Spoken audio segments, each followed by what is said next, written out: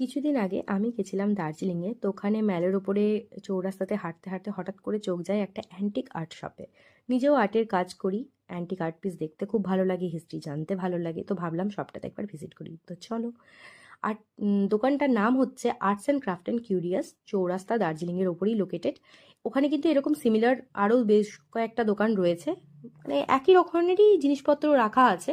তো এখানে বাইরে কিছু মানে মানে ছবি, কিছু তলোয়ার, কিছু মূর্তি, আর অনেক কিছু ছিল বাইরে, মানে রাখা ছিল আই ক্যাচ করার জন্য।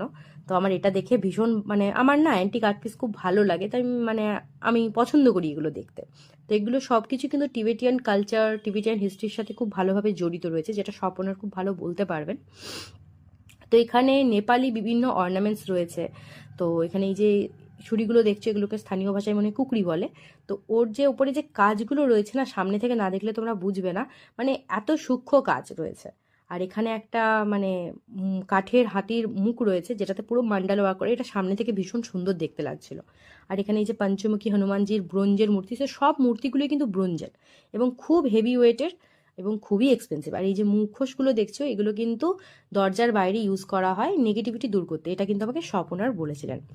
তো এত কিছুর মধ্যে আমার একটা পার্টিকুলারলি শঙ্খের ওপর চোখ গেছিল, কারণ ওটা দেখতে না ভীষণ সুন্দর, এত সুন্দর কাজ করা, আমি তোমাদের দেখাচ্ছি। তো মানে ব্যস্ততা থাকার কারণে না আমার না দোকানটাতে বেশিক্ষণ সময় কাটানো হয়নি, আর বেশি ভিডিও ক্লিপও নিয়ে ওঠা হয়নি। তো দেখা যাক, যেটুকু করেছি সেটুকুই তোমাদের দেখিয়েছি। তো এই যে হচ্ছে শঙ্খটা। তো এটা দেখো কাজটা কত সুন্দর। তো এটা দেখেই আমি বেরিয়ে গেছিলাম শপটা থেকে, আমি রুমে চলে এসেছিলাম।